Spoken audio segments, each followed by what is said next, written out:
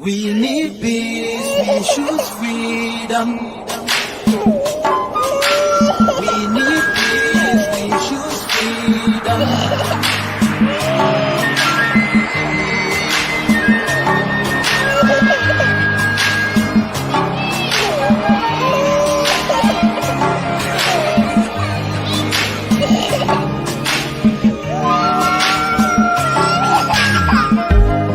There was a nation living in peace and unity.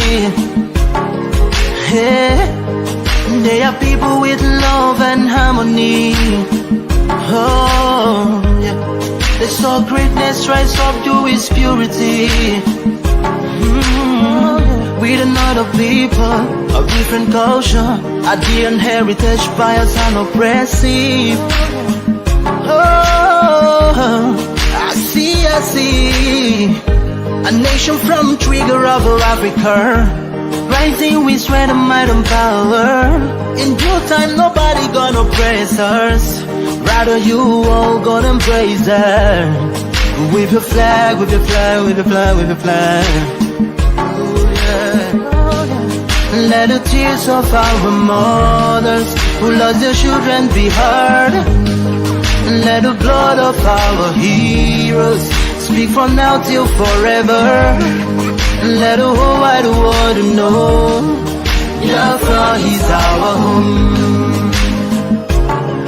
Oh yeah, Biafra is our home. Oh, it's my home. Yeah, Biafra is our home. I reminisce way back 1967.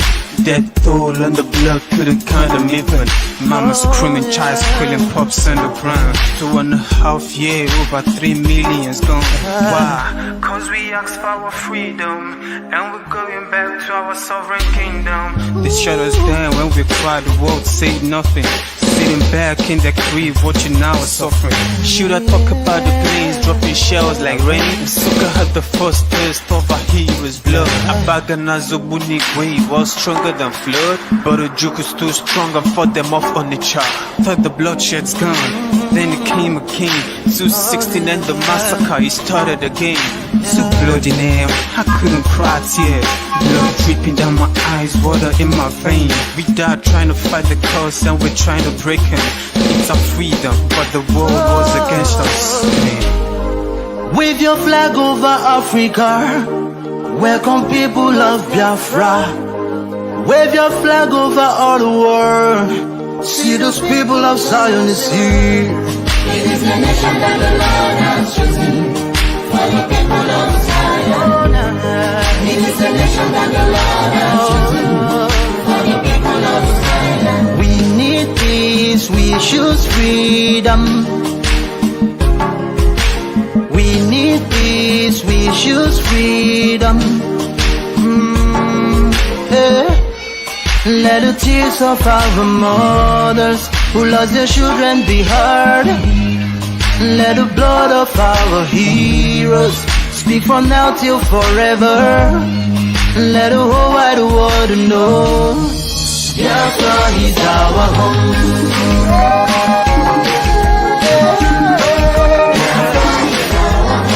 I see the rising sun from Africa. Oh, this is time of victory. Oh, yeah. I see future in Africa. Oh, yeah. People of Biafra. See light shining on the world. Oh, yeah. But again, every time Nigeria is a rebel, I know for lose. We know what we're doing. There is nothing anybody can do about it. Absolutely nothing. Nothing. I need them to understand this. We've crossed the Rubicon, the point of no return. There is nothing anybody can do. If I'm alive, if I'm dead, if I'm wherever I may be, Biafra will come. If I'm dead, it's even better because it will come far more quicker. I can assure you. If Biafra is fighting for you, no one will touch your property. If you're fighting alone, you're bound to lose it. So Biafra is the best. We will become the 16th member country of ECOWAS. If Nigeria doesn't release those properties, then we'll take them to court and we'll get them back. Even twice the value. The Jews had investments all over the world. Most of the priceless artifacts and paintings belong to many families in Germany. It was stolen by the Nazi Party. Do you know that? Eventually they got everything back with compensation on top of it. That's what we're going to do. If you touch our investments, we'll come back for you. And we'll know where we can get it from. So there is nothing for anyone to worry about. It's only if I'm not stopping you from being a Nigerian, if you are born on the streets of Lagos and you want to be a Lagosian and your name is Adama, oh well and good. There's no problem.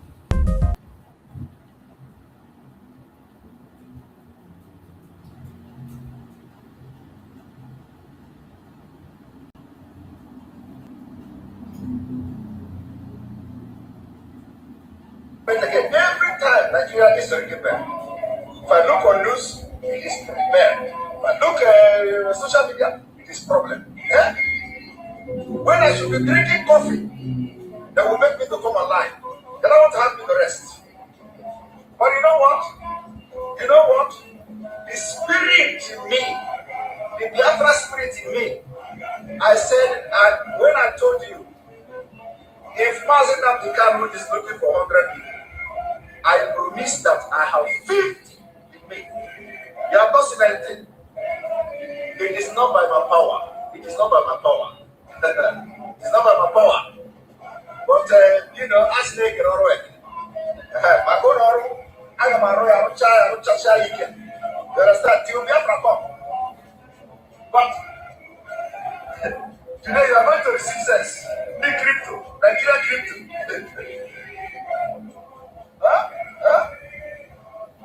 As they are crippling your economy, they close border. They close the border. ESN came out automatically, you know, weaponized. It shocked them. It shocked them. They said, this border no work. This close of border no work. Now, how do we stop the funding now of this Sunday or Igbo? How do we stop the contribution? Let us stop the crypto. Because they were following Nigerians, southern Nigerians. Use crypto. We should open crypto. Use crypto. Don't use the Western Union. Don't use this way. They say, so these people are doing crypto. Okay. Let us slash them. Bam! They are not considering the economic impact of crypto. No. They are not considering how much the crypto is bringing to Nigerian economy. Their agenda is not to make Nigeria progress. No. They have a better agenda. Now you get the point. Now you get the point. My only problem is that why is it that you must wait? Was Thomas born in Nigeria? Is Thomas a Nigerian? Is Thomas in the Bible in Nigeria? Are you a lineage of Thomas? Are you a lineage of Thomas? All of you have Thomas blood in your vein. How did you get Thomas blood in your vein? That it must happen to you first before you understand. Here we have more. In Anukia, he have more kind of man. Woo!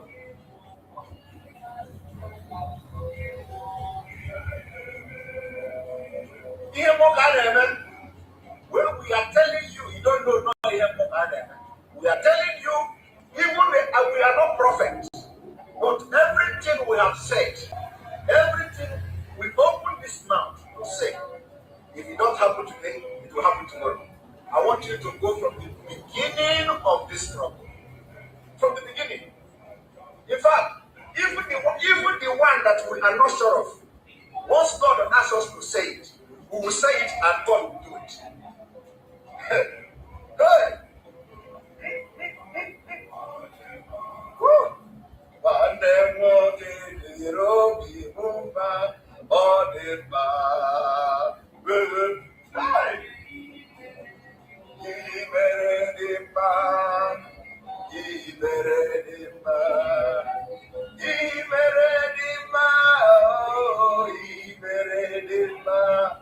I said, did you see the prayer?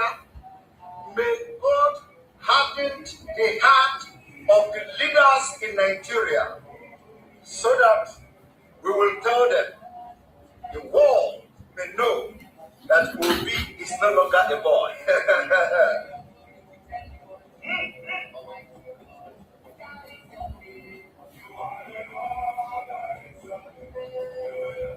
I remember when we used to read the history of the Greeks, the Greek gods. I don't know, of course, we don't read all those things in Africa. The history of the Greek gods, Medusas, Medusa. They say Medusa. Welcome, welcome, welcome. Thank you for joining us on this very amazing program. I appreciate every one of you that has connected wherever you are connecting from. Like and share the program on your platform. Like and share to family and friends. Share to everyone that is close to you. Do not watch alone. Make sure you invite somebody. You are welcome, my beloved sister, Macy Akere. Thank you for being there, my sister Macy. You're welcome. And I welcome everyone that is watching out there, wherever you are watching from, any platform where you are joining us from. I welcome you. I appreciate you for being part of this program. Today, we are discussing on the Biafra self-determination. That is the topic we have heard from morning up until this evening. In the evening, we recap what we did in the morning. So, but this evening, you choose to go to another direction. I will use a title which says The Hidden War Against Biafra, How Britain and Nigeria Fear Igbo Self-Determination. How the British and Nigeria fear the Biafra self-determination.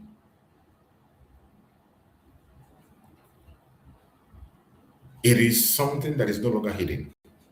The government of Nigeria is afraid, and they are fighting a serious war against us. Not because we committed any crime, not because we did anything wrong. They are scared of our freedom. They don't want us to be free. And how can they hold us down forever? It is impossible. You can't hold us down forever. Wherever you are watching this program from, I want you to tighten up your belt. We are in a very critical time. Don't say you are not warned. Don't say you didn't know. More especially this moment. Today is 27th. We have some few days to get into the 30th, which is a very critical day. Remembrance of our heroes. I want you to understand that the Nigerian government will do everything humanly possible to see that Biafra is not restored. The British is doing everything humanly possible to see that Biafra is not restored. And they try everything they can to wipe away our memory. They are trying their best to remove our memory. They want to take us away from the picture. That is why they refuse to acknowledge the genocide of Biafra, and they have refused to allow us to remember our heroes. Every one of you know how we started this Heroes Day remembrance.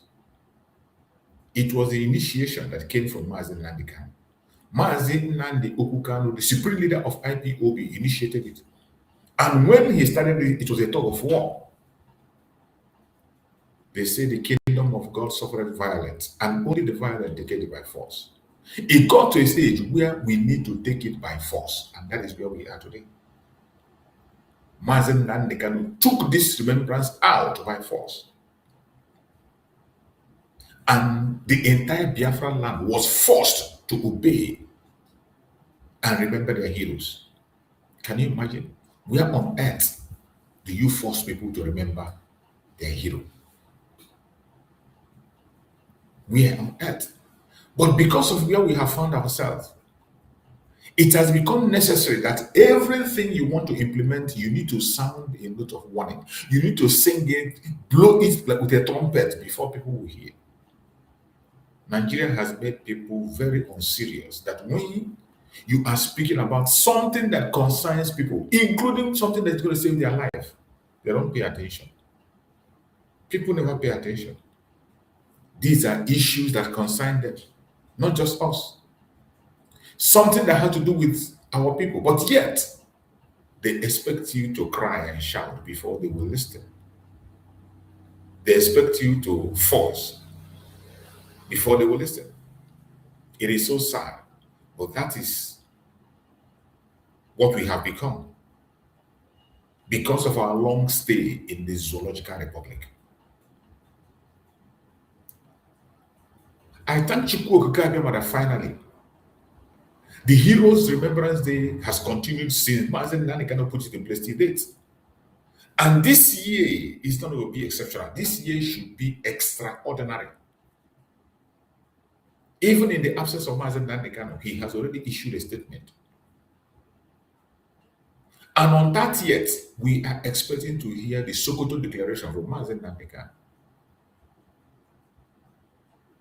Remember, it is a lockdown.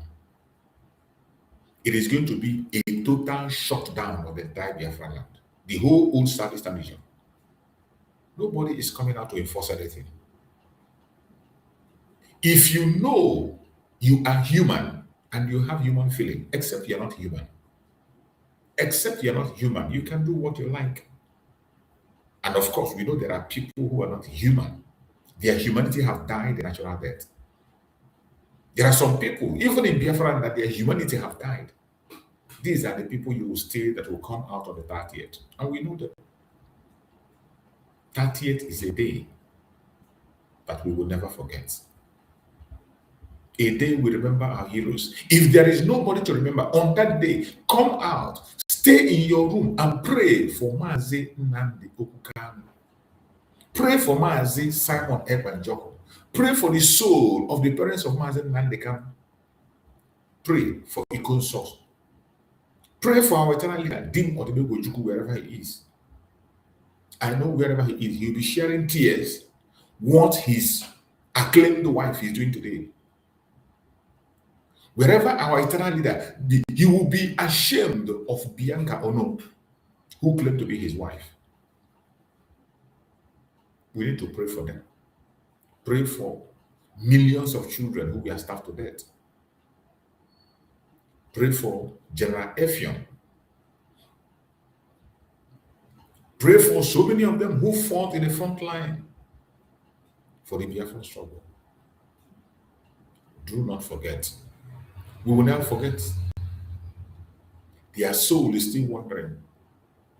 Their soul is wandering about, and they will not have rest until Biafra is restored. We need to build a monument for them and properly recognize them and lay them to rest. There are a lot of spirits walking around the Biafra land that have not rested. A lot of spirits are walking around, and more people are joining them walking around. Nigeria has committed a lot of crime against humanity in Biafra land. Many innocent blood are crying day in, day out in that contraption called Nigeria. The nation is so hot, that if you have a spiritual eye, you will never wish to be in Nigeria. So many innocent souls wasted. So many innocent souls who were not given a befitting burial, and their spirit is wandering about. They will never have peace or rest until Biafra is fully restored. But for the meantime, we can appease their soul.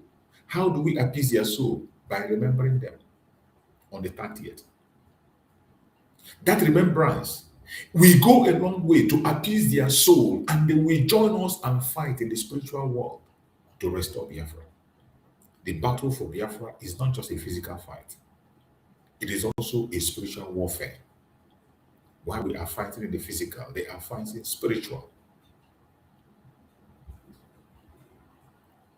The fight is so intense that we are not only engaging the terrorists from the north, we are not engaging the Fulanis alone, we are engaging the entire world, the Western world, more especially the British.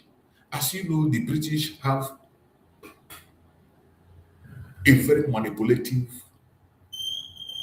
strength. They have a say to an extent in what happens in the world. And Nigeria is their source of life.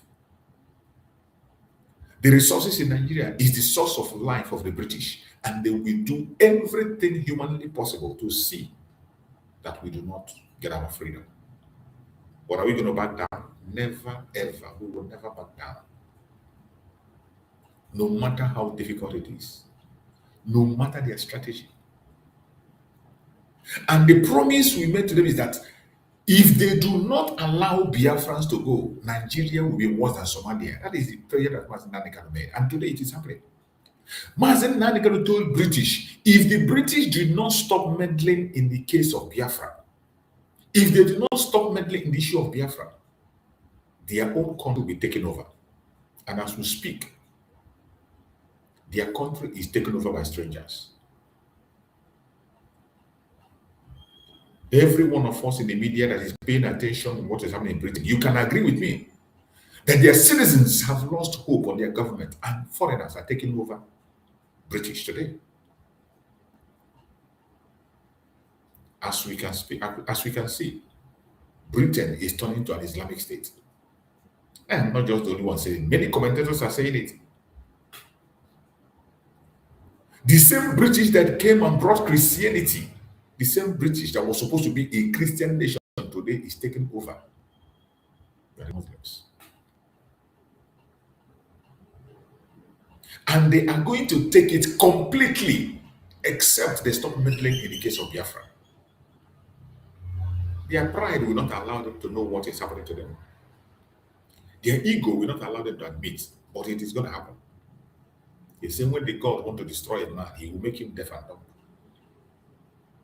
If you do not stop meddling in the issue of Biafra, you will definitely be run over by strangers. You will lose your land. The same way you took our land and resources and gave to strangers, the same way strangers will take over your own land. It is not a cause, it is a prayer that you made, and we say amen to that. And as we speak, it is happening. It is already happening. They can continue to deny it and pretend all is well. But we know what is going on. We have eyes to see, we have ears to hear. We are not that daft as they think. And they know how intelligent we are. That is one of the things that scares them. As for the zoo, instead of Biafra not to go, the zoo will be leveled by Chukwuka. It must only happen. While they are pushing forward to Biafra land, their own land is taken over by the same evil they want to employ to Biafra land. They will take them over. Today, the northern part of Nigeria have been overrun. Mazen Nnamdi cannot say it, but they didn't believe him. That while you come down to southeast to fight them, your own land will be taken over. And when you go back, you will not find a home. Today, in the northern part of Nigeria, many of the politicians cannot go home, including the military. They cannot go back to their homes. They have been taken over by the terrorists. Anyone that supports the contraction called Nigeria will definitely pay with his life. This is not a cause. It is not a cause. That is how it is. The energy you give out is the energy you are going to get. If you want peace, you should speak peace and give peace. And if you want trouble, keep on pushing trouble and speaking trouble. Trouble will befall you. As for we, the Biafrans, we will never back down. We will never stop asking for that which is ours. We will never stop asking for our rights. No matter what the enemies do, freedom will definitely come. Wherever you are watching this program from,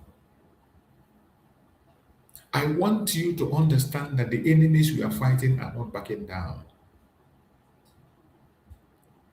And the enemies we are up against are powerful. They have all the money, they have all the connection. But we have something that they will never, ever have. We have Chukwukabiam. And we are moving on the mandate of Chukwukabiam.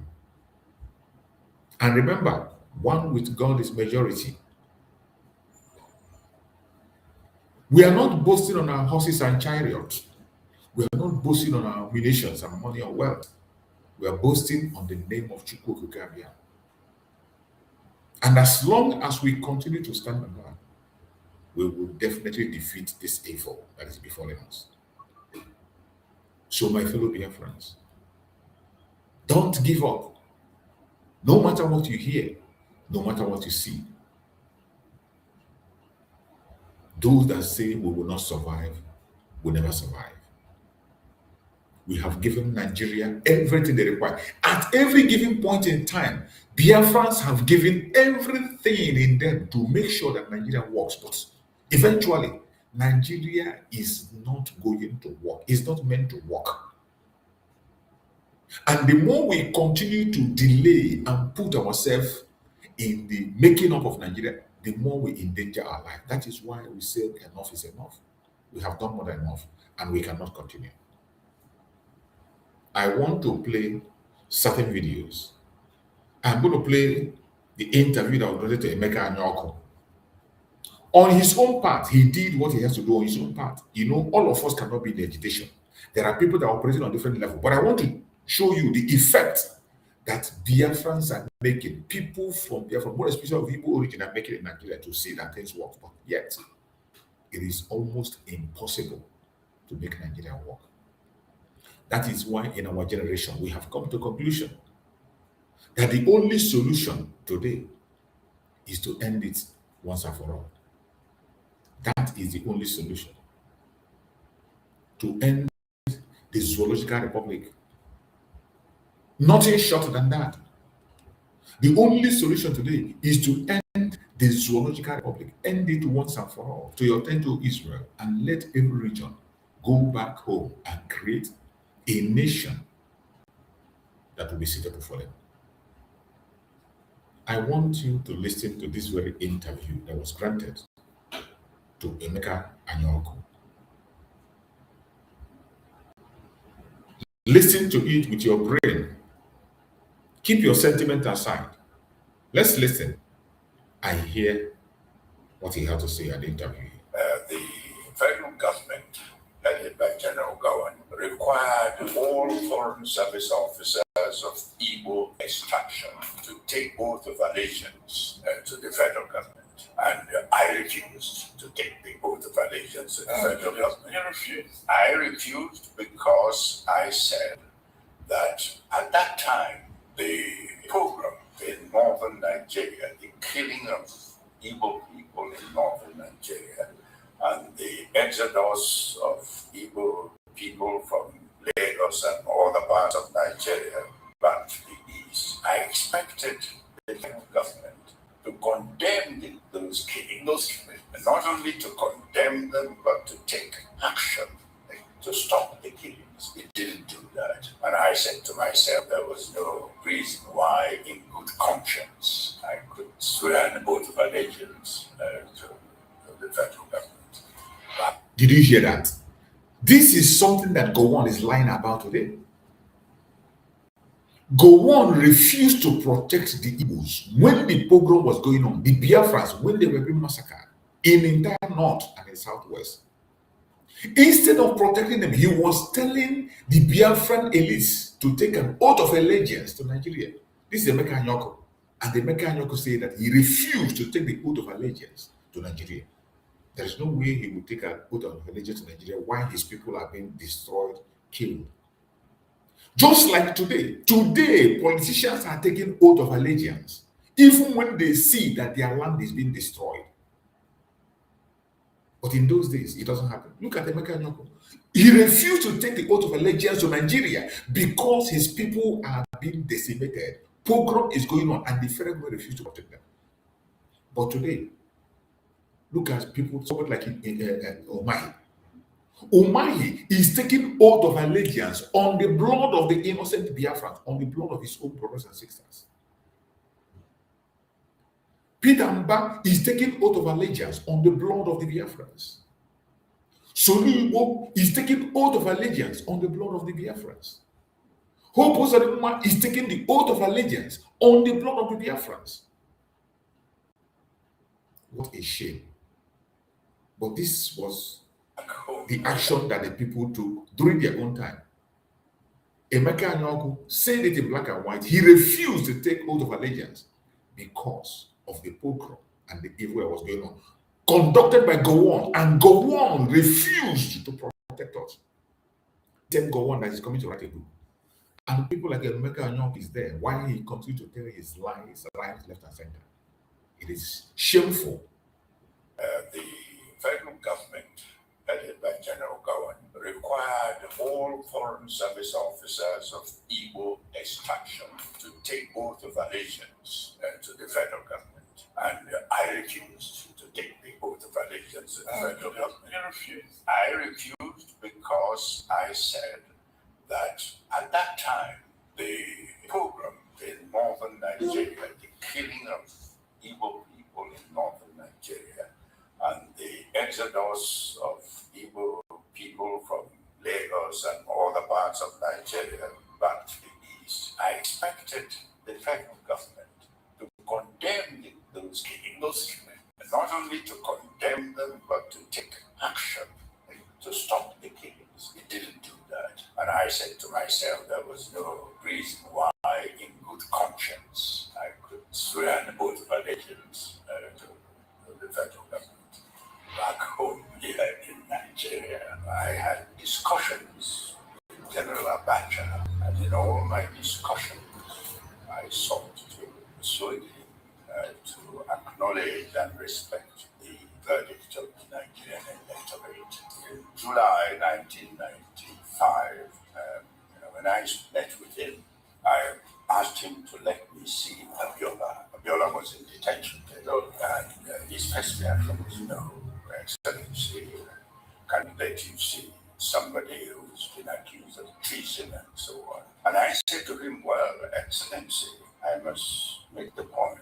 You must be aware that the Nigerian and international media have been reporting that Abiola is being tortured in prison, and he's not well in prison because of the torturing. When I leave you, the press are bound to ask me about Abiola, and I will feel obliged to tell them that I asked you to let me see Abiola and you refused. And of course, you know that will confirm all the reports and so on that they have with Abiola. And Abacha kept quiet for a few seconds and said, well, Excellency, you will see him. So I ended up seeing Abiola. I was the first person to see Abiola in detention. And when I saw him in 1965, November, the first Commonwealth Secretary General, Arnold Smith of Canada, was an official visit to Nigeria and met with the Prime Minister. And Arnold Smith said that he wanted a middle-ranking Nigerian diplomatic officer who would help him make nonsense of the myth of racial superiority.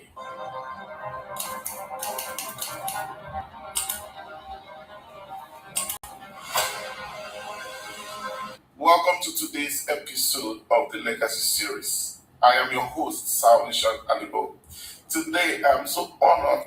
It's important that we take that very first part that was the main thing I want to take. We are going to go back to this program maybe some other time and not today. But I wanted to show you what the elderly people were doing in those days. In those days, when they were still saying that Emeka Anyaoku refused to swear an oath of allegiance to Nigeria because of what was happening to the Igbos before the Civil War. He refused. But today, in the midst of death, destruction, the elites are taking oath of allegiance every day. In fact, they are the ones that are on the front line carrying out operation against their own people. What went wrong? You ask yourself, what went wrong? The set of elite we have today are really livered. And it is because that the people did not choose them or vote them in. These are people that forced themselves into, but the people that the caliphate imposed on us. And because they were imposed on us, they do anything they like. All they do is to push propaganda, push blackmail, demonize us, call us different kinds of names, stay in the forefront of accusation. They are the one that accuse us first. They push narrative against their own people. It is sad. Very, very sad. But we must not give up. And we will never forget. For every crime they are committing today, we will never, ever forget. I want us to hear this report also from Harrison before we go into their media fully. I want you to pay attention to the revelation that Harrison made on the accusation, false accusation against the Biafran people. Harrison. So this video is going to be with Igbo language, all right? So if you don't understand it, please don't feel offended. Just find somebody that can interpret it to you. I want you to pay attention. Hold on. Let me bring up the video because it is necessary. Listen to it. There have been a lot of blackmail, a whole lot of blackmail against us.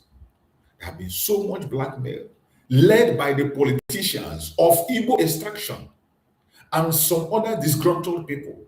Every time they accuse the IPOB of wanting, that was how they accused Mazi Simon Ekpa. Every single day we were accusing, and Nigeria took those false accusations and the false flag presented to Finland, and Finland are acting on false information that made it to detain Mazi Simon Ekpa today. Look at Harrison. He's in the forefront and the feed. I want you to listen to what Harrison has to say. This report that he brought. Let us pay attention. Harrison. So this video is going to be with Igbo language, all right? So if you don't understand it, please don't feel offended. Just find something that can interpret it to you. And I'm not good in speaking language like very, very well. So those people who I'm talking to will understand me better, all right? Especially people from the southeast region, Imo State in particular, Imo State. One of my last week, Adam Imo State, and that process, support for military, local vigilante, homeland security. I rescued 3 kidnapped people, their victims, who are here. So, India, Abolofa from their community. This man got for like almost 1 weekend on with them. Then, this other man now, from video yesterday online, this other man, I Mr. Gunyema, is lecturer at the Imo State University. So I want to get Atomka water something. Now, this kidnapping and the Nekita, I pull on the buying in me. I can start anywhere and say it. All the strangers here, you don't know, but they made this thing. All of you buying in me car. They have evidence that people are buying in there. Now, this lecturer now, he kidnapped this man. They kidnapped him. All of with these 3 people, these 3 other people, they kidnapped. They were together.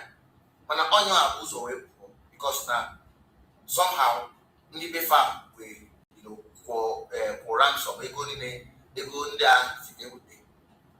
Water. So, all Mr. Nyema, I have to Nyema, popular donors, Ganja, all physics lecturer, on a physics practical, now Imo State University. So, if you want to verify, guys, why see the Apollo Gina Bamonto be on the bay. On the man, all you. So, this is evidence that Nnamdi I know go to these communities now. They terrorize. They have been terrorizing since last year. Later, they sent them from Amako UP. Last year, November, they invited me that to assist them, place with a little bit of support and the rest of them. Well, I got on because of Nsubungwe last year, November to December. I got on. Do you understand? So, ndị a abụrụ ndị be anyị na-eme nke a kịta. Agaghị m asị na ndị be ha anaghị eme ihe ọjọọ, mana ndị a na-eme nke a kịta bụkwa strangers that we need to flush out immediately before they multiply and spread to other communities. Ị gaa na Amaka UP jụọ ha ndị na-eme ha ndị ebe. Ị gaa na map, the same thing. Our community is the same thing. Or Ejimekuru, the same thing. So onye bịasị gị na nke a bụ ndị be anyị eme ya, ọ na-atụ asị. They are sponsored to continue on a trend, on a narrative. Exactly. That money buy, when they make all these things. Absolutely. I agree with you 100%. We know that. In some cases, I can't find them. When I can't make that, both na naked, I'm a Jamaican, our Amako UP, Irate, didn't make her Amako, didn't make her blow upon the mind security. The forest are surrounded. This is something that is real, is happening. I hope you heard it. That is a report from Harrison. Every one of you know Harrison. He's always in the front line. He has rescued so many people, even when they try to blackmail him. And he's saying it the way it is. They just want to maintain the narrative that our people are troublemakers. They want to maintain the narrative that we are the ones causing problems. They just want to maintain the narrative that we are troublemakers. That's all it's all about. But in the actual sense, everybody knows that we are innocent. They know we're innocent. But for one reason or the other, they continue to maintain that lie. They just want to keep that lie going. They want to keep that misinformation going. But by the special grace of Chukwuka, we shall overcome all their evil plan. We will never back down. We will never, ever back down. Not today, not tomorrow, not ever. But we continue to say it the way it is. So, my fellow Biafrans, the war we are fighting is not an easy war. We have a very difficult task ahead of us. And all hands must be on deck.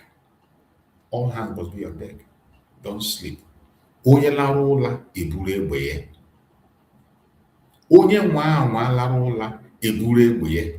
That is just it. So you must be awake at all times. You must continue to pay attention and be smart. Don't say you are not warned.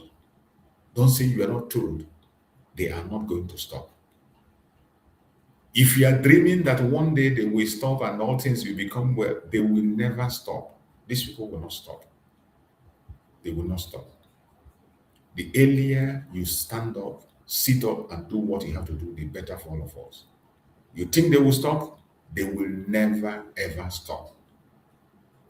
So wherever you are, you must continue to do your little best. Be very, very careful. Be security conscious at all times if you are in Biafra land. More especially for our young youths. You must be security conscious at all times. Very, very. You must be security conscious. If you are not, I don't know what is going to happen. As we are approaching the 30th May, they are going to try to unleash their mayhem. As we are going to 30th May, they will upgrade in this their attack. They will upgrade in their strategy. They will upgrade in their blackmail against us. Don't think they are going to stop. They will not stop. They will not stop.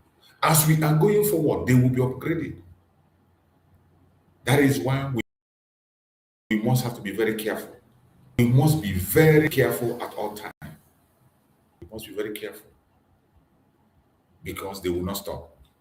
If you think they will stop, they will not stop. The only thing we have to do is to be very careful and mindful at all times.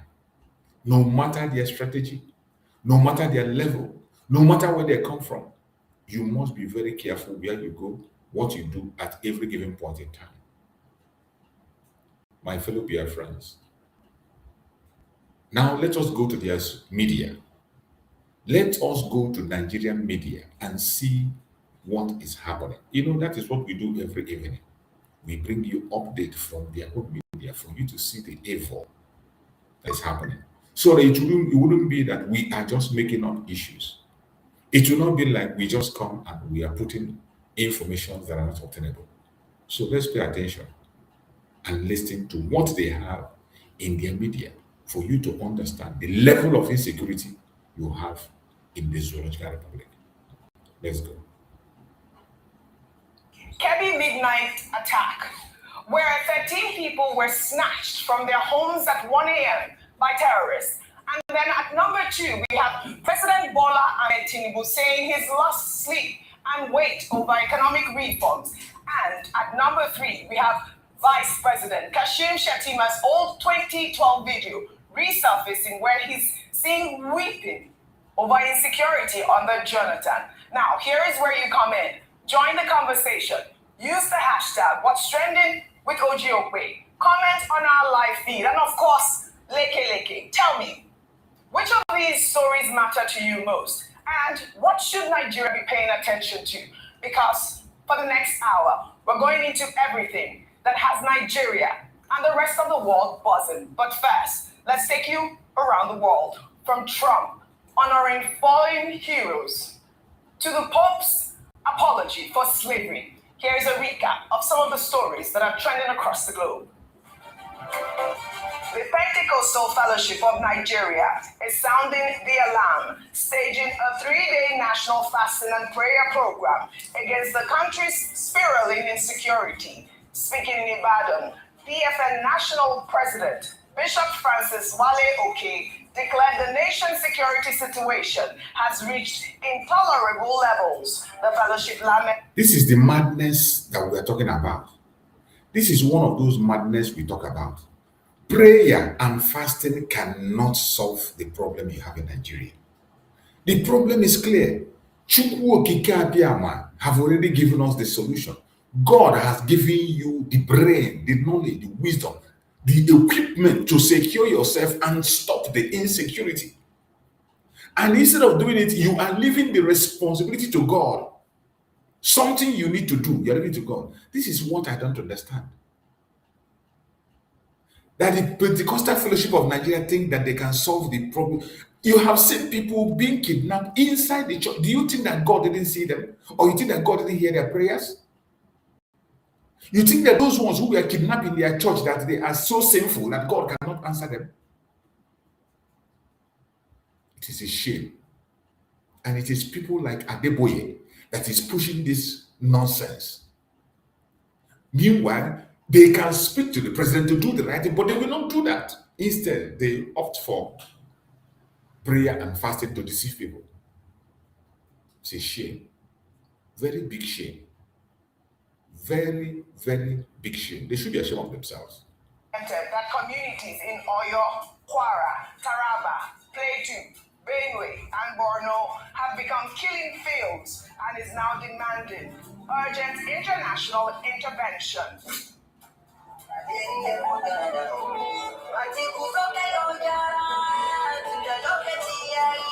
The race to 2027 is hitting off as Atiku Abubakar and Rotimi Amechi participated in the ABC presidential primaries on Monday. Voting was held across over 8,000 wards using the Option A method. Atiku cast his vote in Yola, Adamawa State, while Amechi voted in Ubima, River State. The ABC is positioning itself to challenge the ruling APC's dominance in 2027. A major drug bust at Lagos Airport has landed a 63-year-old Chinese national in custody. NDLEA Fulani operatives intercepted Ding Kyong upon her arrival from Thailand with 31 kilograms of Canadian loud, a high-grade strain of cannabis, stashed in her luggage. The agency also recently seized over 2 million tablets of high-grade opioids worth over 2 billion naira nationwide. In a historic shift, Pope Leo XIV has issued the clearest papal apology yet from the Catholic Church's role in slavery. In his debut encyclical Magnificat Humanitas, the Pope acknowledged the Vatican's shameful history and officially asked for pardon, marking a massive departure from past statements that shift blame away from the papacy itself. In the United States, President Donald Trump marked Memorial Day with a solemn tribute at Arlington National Cemetery, honoring the generations of Americans who made the ultimate sacrifice for liberty. Standing before Gold Star families and military leadership, the president hailed fallen soldiers as the guardian angels of the Republic. As taps echoed across the grounds, Trump pledged that the torch of American liberty will never be allowed to fall.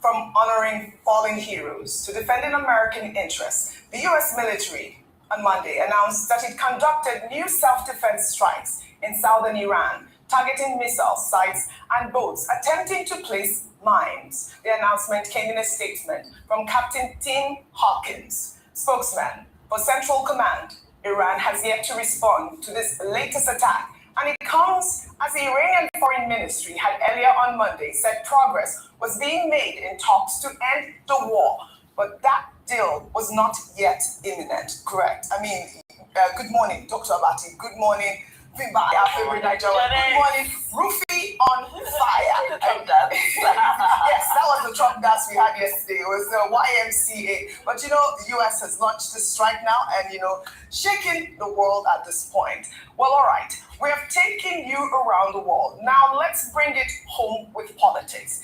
APC National Chairman, Professor Nnamdi Yilwata, is making a bold claim, speaking during an interview right here on Arise News. Yilwata declared that the ruling APC currently has 12.9 million registered members submitted to INEC, a figure he says surpasses the combined membership of every other registered political party in Nigeria. Let's take a look. We have about 12.9 million registered voters, right, that will submit to INEC. Let me give you data. Let me bring the data for you. AP submitted 12.9 million registered voters. PDP submitted 2.4 million registered voters. The ADC submitted 1.6 million registered voters. Labour Party submitted 1.3 million registered voters. ND submitted 700,000 registered voter members and members. So these are data. If you put all the political parties together, they don't add up to APC's registered members. All the political parties that this number have counted, that are up to the number that APC registered. Rufai, bold words from the chairman's claims, and you know they're drawing scrutiny given the irregular vote counting videos that have surfaced during the party's primaries. Now, his critics also point to his background as former INEC resident electoral commissioner, raising questions about the independence of Nigeria's electoral process ahead of 2027. Rufai, your take on this story? And we should ask, when did he join the APC and when was he working in INEC? That's another question we should also ask. See, like I said before, all these numbers or GS, some people can come and debunk and say, oh, it was just mischievous video that we're sharing and all of that. See, those numbers are not forensically evaluated. It's not by submitting 12 or something billion. If I run it through a forensic evaluation test, will you be able to pass scrutiny of correct name and all the identification thresholds? If you want, INEC should try it. INEC should try it. That's what we are saying. So plus even the NDC saying they got over 10 million plus this and everything. And what do you expect, for an APT chairman to say? He will say that everything was good. He will say everything was right. he will say that over close to 90% of people came out to vote in a party primaries. Did all of them present their party cards for the voting? Did we see most of them on the voting? Did they present their party cards for the voting? Maybe except one or two cases, like you said, that they presented their party card. Can they show us, anyway, they just counted. Can they show us a system that verifies the counting? Who was the peer review to verify? It's not here we're saying 1, 2, 50, 100. The same APC that said he has a lot of scrutiny. Is it not the same system that we saw that a 15-year-old boy almost, he was endorsed, we saw picture with him with Senate President, we saw picture with almost everyone, almost gave the system. And I'd like to apologize this morning to Senator Ekpa that led the, what is it called, something that was asking him that, how many siblings do you have? And then I was being harsh on that woman, not knowing that woman was correct. Oji, if not for People's Gazette that saved us, that did investigative journalism job, that actually brought out that the guy is 15, he fooled all of us, including me. I was like, where is their scrutiny level as regards that? And see, for those that are pushing the narrative, Oji, that because President Tinubu got 11 million in this party, he already has everything, they should stop that narrative because the pretext original. Now they will now say, hey, he already has 11 million votes in this shambolic process that is not peer reviewed and peer verified. With all this irregular, they will say he already has 11 million votes. They should not try to. We are warning them now because we've started seeing them pushing the narrative. Not try and move. Well, speaking about irregular vote count, there's been a response to the irregular vote counting video we saw during the APC House of Representatives primary for Bende Federal Constituency in Abia State, where Deputy Speaker Benjamin Kalu emerged unopposed in a now trending video. John Okezie, who was the returning officer for Bende Ward during the primary, described the irregular vote counting footage as adulterated and deliberately spread by enemies of the APC to discredit the process. Let's take a look. I have seen several versions of adulterated videos spread by enemies of APC, the Deputy Speaker, and my humble self. The question I ask is, to what benefit is it to edit video and make it look like numbers we are judged, when the other candidate against the president had no single person behind him? The public should disregard such video, manipulated videos circulating around, as it is not a true reflection of my country. Those publishing it should stop to avoid legal action, because I have briefed my lawyers over this presentation. Abia is APC. Bende is APC. We don't need to jump counting to make that point. The picture of those behind the picture of the president says that clearly, and the agent of the opponent to Mr. President, who was in attendance, never complained. The public should regard this usual campaign against APC and the leadership of APC. All right, look at that.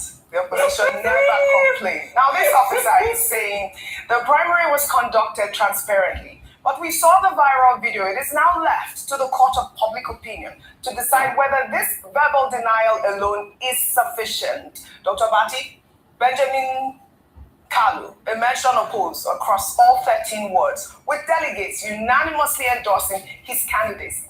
Now, only time will tell whether this process was transparent. Your thoughts? Okay, my main argument, articulated elsewhere, is that when we were told, oh, this is the Electoral Act 2026, and that, the objective is to address some omissions, some observations from previous elections. The whole idea was that, we'll have a better process in the next elections, 2027 by-elections before 2027. But what we have seen is that even the Electoral Act 2026 itself is problematic. And that immediately after that 2027 election, even now, people are already saying there is need for more reform, because whatever electoral reform we have done has not yielded any result. And we've seen the proof, more or less, in the primaries processes. What is it that was done before that we have not seen? Vote counting, disagreement over mode of election, verification of candidacy and membership problematic. So a whole new set of problems. So perhaps the problem is not even the law. A good law, any kind of law, does not guarantee that an election will be transparent or it will be there will be accountability or that it will be credible. So vote count. I think what we should be asking for is that when it gets to the level of INEC, you can put whatever number you like within your party.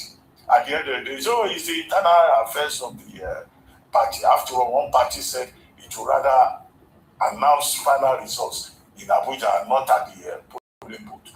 But what we expect from INEC is to make sure to draw lessons from what the parties themselves are doing. The same parties that say they have internal democracy. We have not seen the evidence of that internal democracy. We have not seen clear evidence of accountability. And it's not just one party, even if we say it is APC. Even in the ADC process that is going on, they do not seem to know how to count 1, 2, 3. Yes. Which is also a comment on the quality of education or the character.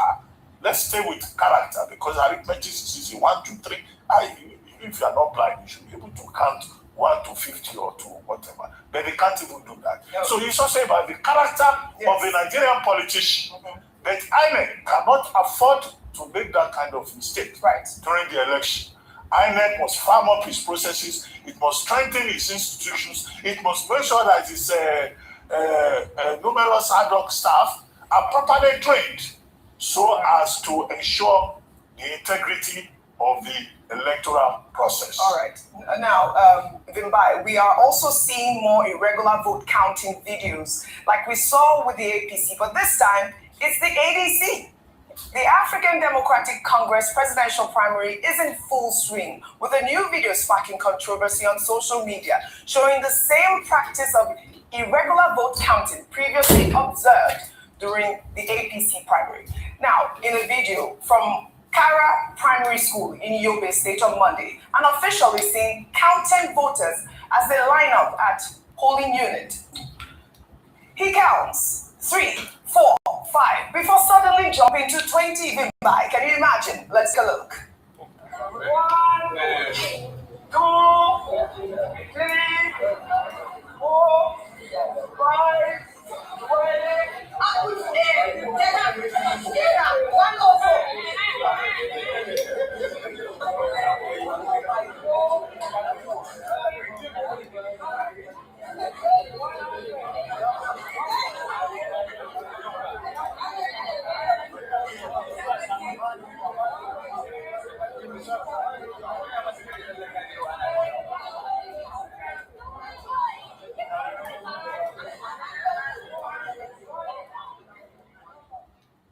He's even skipping. I mean, this video has generated reactions online, with some Nigerians stating that the precedent set by APC is gradually becoming a norm in other parties. But here's what's also worth noting. Not one person standing in line called out the official, not one, which raises questions. Are voters intimidated? Are they complicit? Or have Nigerians just accepted that this is how elections work? Meanwhile, actor Yul Odoche has called into question Nigeria Democratic Congress candidate Peter Obi's chances of winning in 2027, instead stating that his chances of being president are in 2031 after President Tinubu. Odoche made these comments while speaking on a new episode of Honest Bunch podcast released on Monday. Let's take a look. Okay, very good question. So we can be president. Peter's mantle is in anger. It's not in ADC. It's not in ADC. It's in anger. He also swore before Ojumo, great Ojumo, that held his hand and told the Anambra people that this is his candidate. Everybody swore before him that he will never leave. That's why since he left, he hasn't achieved anything politically. All right, this is the voice of some people. I mean, everyone has their opinion whether or not who will become president or not. But at the end of the day, it's the Nigerian people that will decide. And then, like I asked the question, Are these voters complicit? What is going on? Why are we not seeing people screaming? Oh, guy, you did not count well. Count me, your thoughts, or you have skipped me. I want to quote Mr. Adebayo Adewale, who was here earlier, who said it seems that option A4 has been turned into option A fraud, because option A4 was one of those landmark sort of, should I say, reforms when it came to the June 12th election that many lauded and said gave credibility and credence to that election. It was something that was celebrated because it allowed people to come out and express themselves, and it was a departure from ballot stuffing and all the other antics we used to see happening in elections. But we're now seeing how this open ballot system can also be weaponized. There's some analysts who said that this election will be the most monetized election in the history of Nigerian elections. And, without sort of supporting evidence, it seems that drawing from inference, you can see that there is a degree of transaction happening here. You can see that given the nature of the politics and also given the nature of our economy at the moment, that if there's a transaction available for me to stand in a line with the membership card and be counted so that I can go home with whatever the going rate is, then it's highly possible. Because why else would you not want the process to be credible? Why else would you not be there defending the process? So in that instance, I think that this open ballot system has also added to some of the numbers that we're seeing, the inflated numbers, because we know that some people in their communities are also scared. You have to come out and be counted because you don't know if there'll be consequences for not being counted. There's rice being shared or there are things being shared, so you want to make sure your face is there, and you don't want to cause rancor, so that whatever goodies are awaiting you afterwards don't pass your house. You want to make sure your house is a beneficiary. So this is the downside of this open ballot system. Now, very quickly on to Peter Obi, and there was a swearing and an oath that was made and so forth. Like you said, everybody's entitled to their opinion, just as Peter Obi is entitled to change his mind and to do what he feels is the right thing, whether it means moving from this party or that, and doing what he thinks is in the best interest of his ambition and the overarching ambition, vision for what he feels is best for Nigeria. We're all entitled to run our commentary on the side, and we'll see a lot of commentary coming out. I'll use Dr. Abati say some of it roadside and some of it deeply intellectual and revealing. The roadside, welcome as well. What goes? Nigeria decides. Now let's talk about insecurity. In Kebbi State, residents in Tangaram village, in the Danko Wasagu local government area of the state, are reeling from a terrifying midnight attack where terrorists abducted 13 people early Sunday morning, according to eyewitnesses. The attackers arrived around 1 a.m. on motorcycles, firing sporadically into the air, breaking into people's homes before kidnapping over a dozen victims and moving them towards the Zamfara border. The state police on Monday confirmed the abduction, with the command spokesman stating that every individual abducted was an adult male. It appears to be some sort of indoctrination as we speak.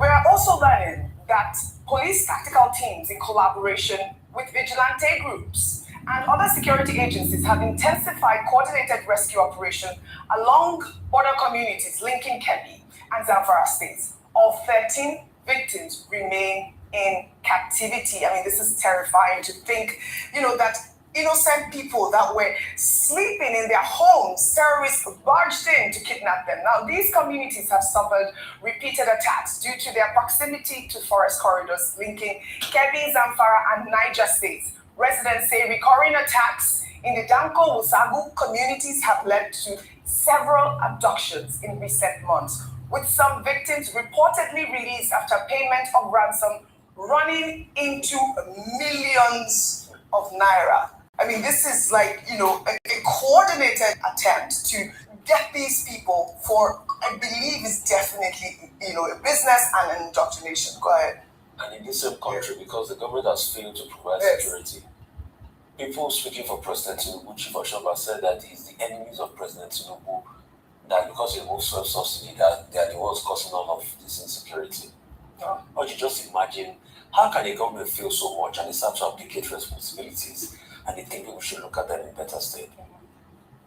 That video you brought forward about the Vice President Kashim Shettima, that he was weeping during that time. Oji, the question is, why is he not weeping today? Has his security not tripled? Yes. Oji, Children's Day.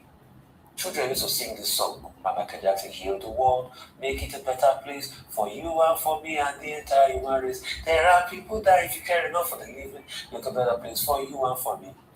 Children's Day, Nigerian kids and their teacher that was just recently beheaded will be spending in kidnappers' captivity in Oyo. Nothing has been done, Oji. Oji is going to 2 weeks now. Oji, the family of that people, that man that was beheaded, he said he was writing a letter to say at least give us the body to be able to bury. We don't even know if they have collected the bodies back. They say, They did a funeral. They did a funeral. No, the funeral you are talking about, Vilbai. You know when people first came to attack, they shot sporadically, they killed the 49-year-old teacher. Okay, that's the one. That's the one they buried on Friday. No, you're talking about the man that was beheaded. No, so they had killed people even before they took people to captivity. Okay, correct, yes. All right, tomorrow is Children's Day. Can we allow children to leave captivity? Can the government at least bring our children back home from captivity for them to celebrate Children's Day? They are children. They should not be in the bush or forest. They are not there in excursion. They are there held against their will. Well, Happy Children's Day. That was heartbreaking. Meanwhile, in Kwara State, the police have confirmed the violent killing of 3 worshippers and the kidnapping of 15 others after a deadly attack during a Saturday prayer service in the Ekiti local government area of the state. The incident occurred on Saturday night at Orioke Ajayi, located on the outskirts of Ikiran village, where armed men stormed a prayer ground. Around 8:30 p.m., the pastor of the church, Pastor Adebayo Abiodun, reported that while conducting a night vigil with members of his congregation, armed hoodlums invaded the prayer ground, firing sporadically, killing 3 persons and abducting 15 others to an unknown destination. Well, the Commissioner of Police in Kwara described the attack as barbaric, callous, and unacceptable, assuring the families of the deceased, the injured, and the abducted victims that the command is fully committed to ensuring the rescue of all victims and apprehension of perpetrators behind this heinous crime. And, this is the terrifying pattern that I am talking about, Dr. Abati. And this is only coming because we believe last November, the terrorists attacked Christ Apostolic Church in the same local government area, killing 3 and abducting 38 people before they were rescued. Now, I believe you remember this story, Dr. Abati. Now, the Ekiti local government chairman has ordered the indefinite suspension of night vigils in worship centers located in rural communities. Religious organizations in isolated locations have been directed to relocate services to community centers within towns and villages. Now, Nigerians can't even pray in peace anymore. Before I come to you, Dr. Abati, in a more positive update, the Ondo State Police Command and hunters have successfully rescued 12 people who were abducted in the Akoko East local government area of the state while traveling in commercial buses early Saturday morning. The 2 Hummer buses were en route from Benue State to Ibadan when they were intercepted by armed kidnappers around 1:30 a.m. at Iswa Akoko. Police say the attackers forced passengers out before marching them into a nearby forest. Security officials then combed through the forest using intelligence-led surveillance and rescued the 12 people alive. They've been taken to the hospital with arrangements being made to reunite them with their families. I mean, I'd like for you to tie in both stories. We're seeing this pattern more often now. I mean, people are saying it's becoming worse by the day, Dr. But even given all the intelligence that we have, it's also good to see that the communities are collaborating with the police to help rescue our Nigerians that have been held in captivity. Well, the stories speak for themselves, clearly. Yes. Insecurity remains a major problem. Despite protestations to the contrary, that the government is putting its best efforts in, and despite the claims by the security agencies, whether it's the police or the military, that they are also trying their best. Obviously, that best is not good enough. for as long as people cannot travel from one part of the country to the other without being attacked or abducted, to the extent that now it's become an offense, to even pray in the evenings, and the irony, the Kuala prayer ground that you refer to is called Uriuki Ajayi. Meaning? It means, a prayer mountain where, you gain survival. Wow. The irony. Victory. Wow. Victory mountain, something like that. And yet they went there to pray, and the kidnappers, terrorists, attackers cynically converted the title of that prayer mountain to its opposite and took them away. That should not be the case anywhere in the country. Look at the number of states you have mentioned in the last few days, from Borno to Oyo to Kuala to Kebbi. So apparently nowhere is safe, and it's most unfortunate. But again, it's another wake-up call for the state authorities to ensure that the obligation to see to the safety and welfare of the people is one that is met, not through press statements. I don't know whether Mr. Ononuga has issued a statement on this latest. I haven't seen it.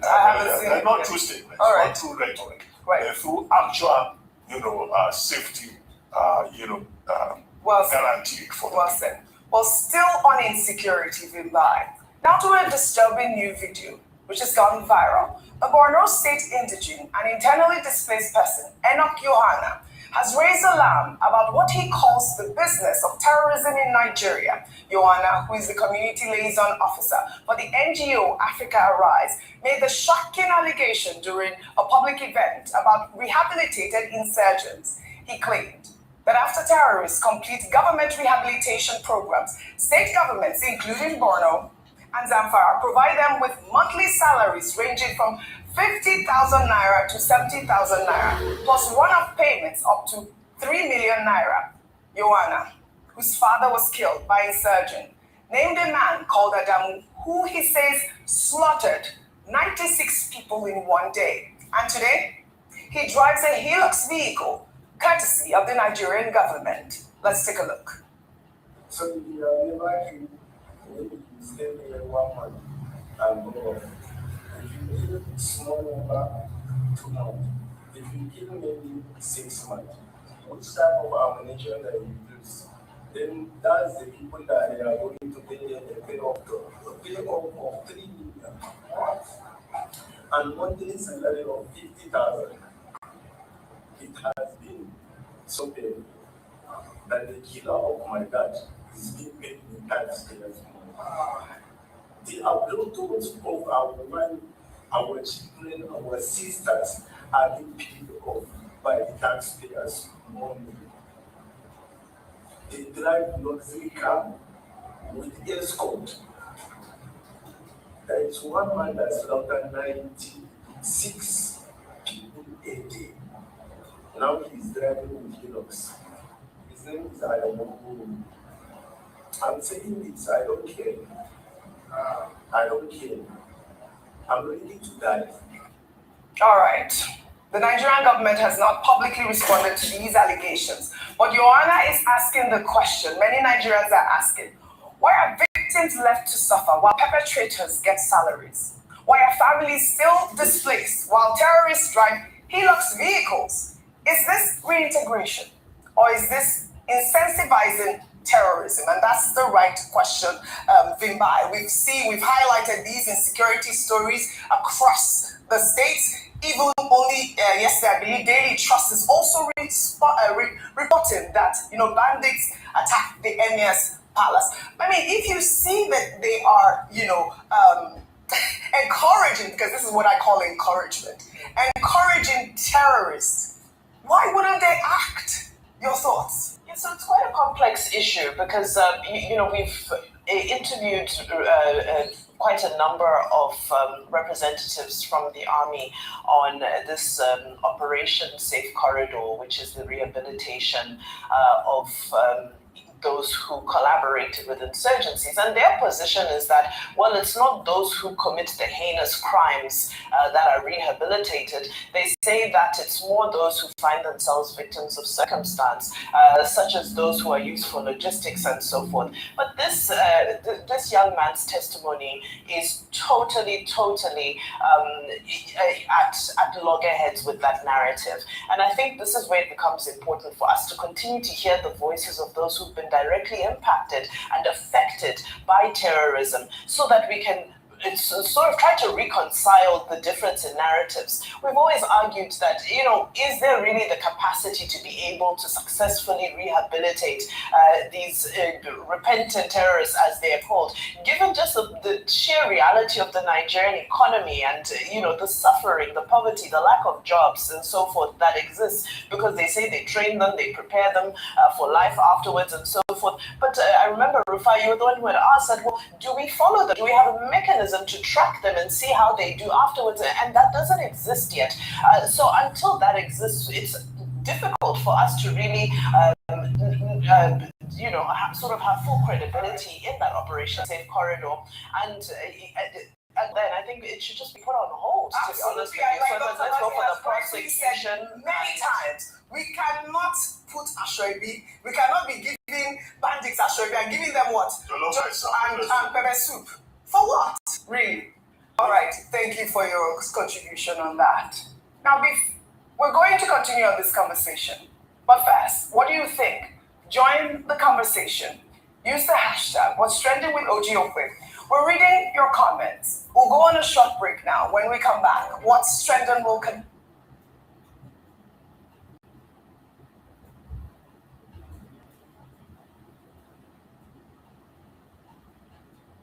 Person who is now weighing in on Nigeria's deepening crisis. The senior pastor of House of the Rock Church, Pastor Paul Adeferson, sparked a heated debate online after he described Nigeria as dead, bluntly stating that anyone who counts their wealth in Naira is poor. Adeferson made the comments during a sermon on May 17th, titled Becoming Who God Says You Can Be, the sequel, where he spoke about how much value the Naira has lost through the years. Let's take a look.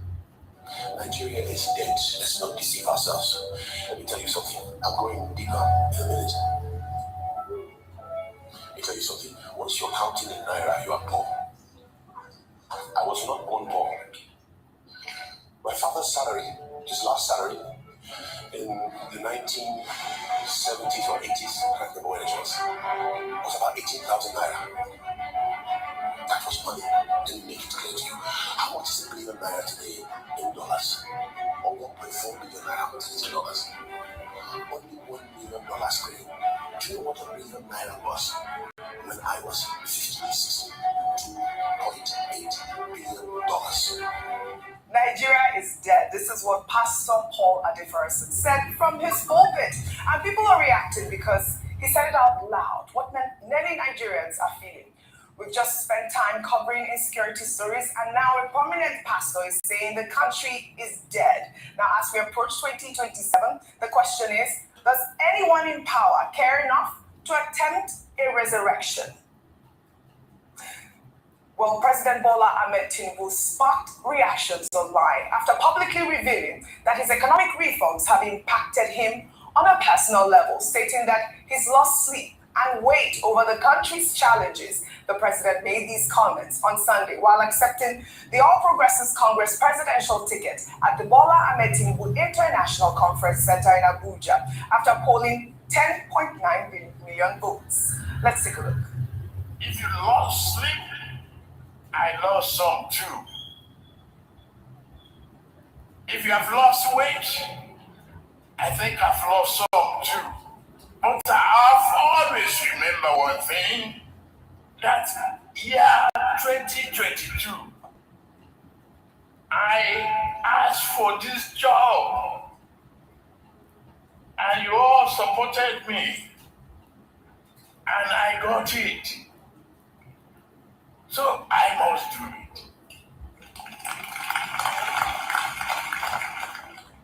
Rufai, this has garnered A ton of reactions, and I'll take one from Malo, who said Tinubu's 2022 words show real intent. He knew reforms would hurt and claimed he'd feel the pain too by losing sleep and weight. Respect for admitting the sacrifice needed for Nigeria's future, but 3+ years later, the pain is too heavy for most citizens. Inflation crushing families, fuel prices unbearable. No visible relief yet. Leaders must watch words with faster results. We're watching. Another ex-user wrote, Tinubu has lost nothing. Not weight, not power, not wealth, not even his children has lost anything. Even his wife couldn't lose her small vegetable farm, imagine that. The real losers are Nigerians. We lost our purchasing power, lives every day to terrorism, our families to kidnappers, our families to hunger, and many more. I mean, you cannot blame Nigerians for stating the obvious fact. I mean, we just reeled out a ton of insecurity stories. Before I come to you, I'll take this final one. Meanwhile, an old video of Vice President Kashim Shettima from when he was governor of Borno State has re-emerged and has gone viral. In the clip, Shettima is seen getting visibly emotional while speaking about persistent insecurity during former President Goodluck Jonathan's administration. The incident reportedly took place in 2012, while Shettima was presenting a 2013 appropriation bill at the State House of Assembly during an uptick in Boko Haram attacks at the time. Let's take a look. Our hopes are very much alive and they are very high. Your Excellency, we came with some observations and 10 specific requests for urgent presidential intervention. These observations and requests are products of discussions in the aftermath of our extraordinary security meeting held 1 week ago. We didn't rush to come after the meeting. We felt the need to travel to northern Borno, interact with displaced persons and the military so as to strengthen public confidence. I will seek the understanding of journalists by not making public any of our observations and 10 requests. They are matters of security. We will hope to discuss with Mr. President in a closed session. All right, Rufai, I believe you asked the question the last time. He's crying here. Where are the tears now? It's a joy.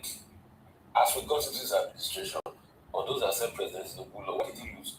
Didn't they build 20 billion naira worth of house for Shettima? Am I lying? Yes, so the vice president. Presidential mansion. So how will you cry? You can't cry in the 20 billion naira mansion now. That time they were crying because Jonathan was their problem. They wanted to remove Jonathan. So anything for the camera, they would do theater. They would cry. It's keep on time. Now they are beheading people. They are not hearing anything.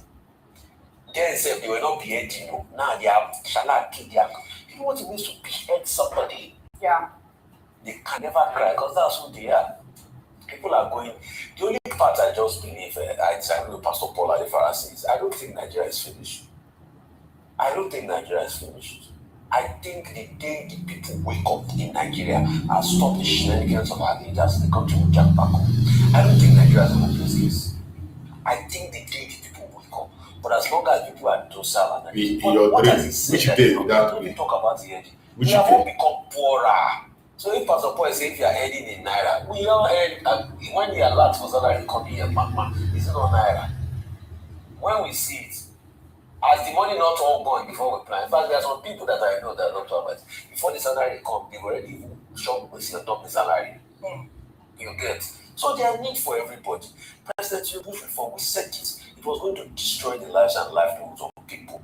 And it has done because it didn't also give us sincerity. People are still feeding facts. Till today, there are many corruptions. Till today, you know the matter of spending FAC for votes. That is, put FAC money, 800 billion. You know they just swept the case under the carpet. The allegations under the carpet. I would have wanted people that have the FAC. Maybe they can take it to EFCC, they can investigate. So you can see the nation is at loggerhead. And you see, one thing I always argue is the reforms, yes, but the purity and sincerity of the reforms is never the case. Politicians are feeding fat at the entrance of the poor. Right. We didn't get the purity and sincerity of reform. Those that they needed to go after, they didn't go after them. So we are just hovering around. But the day that Nigeria people wake up, that's the day the country will jump back. Continue waiting now. That day will never come. That day will never come. Pastor Paul. I did first. Now, it should not mislead the congregation. Because when a pastor says, oh, if you... imagine this idiot. Imagine this idiot. You should spend dollar. If you hold naira, it means you are poor. What volume of naira should anybody hold? Naira is the national currency of Nigeria. It's legal tender. It's not the dollar. Except the pastor is saying that when the congregation comes to church, they should pay. See how he's interpreting what the pastor said. And pay tithes. A mischievous man. Look at how he's interpreting what the pastor said. And the job of the pastor is not to be telling his congregation that Nigeria is dead. Nigeria is not. Nigeria is dead, dead and dead. Pastor, except that now many of these the truth is that Nigeria is dead. If you like, believe it. If you like, continue to deceive yourself. Even the Nigerians themselves know that the country is dead. Christian eschatology. Nonsense. It's based on giving people hope. All right. When you are hopeless. All right. To tell them that the country is dead and you must have access to dollars. No, that's very wrong talk. All right. Let us give Nigerians hope. Nonsense. Continue to deceive yourself. Continue to deceive yourself. Give yourself hope when you know that you are hopeless. A hopeless hope. A hopeless hope. I know that this idiot called Abati, that is how, look at the way he interprets what the pastor said. But when the politicians put their lie, he will be in the front to defend them. When Tinubu speaks lie, this idiot will be in the front line to defend Tinubu. But when a pastor speaks the truth, you are now directing him on how to speak the word. You are telling him not to deceive the congregation. He should join you in your propaganda and blackmail. You should join your brother Tinubu to continue to push lies that everything is well, all is well. That is what you want. Because you have heard the truth. And you think everybody is like you. We will not keep quiet. There are some people that still have conscience. And they will continue to speak. You will never change. Abati will never change. Very evil and devil. Look at the reason I play the clip is for people to see. Look at all the insecurity that we are mentioning.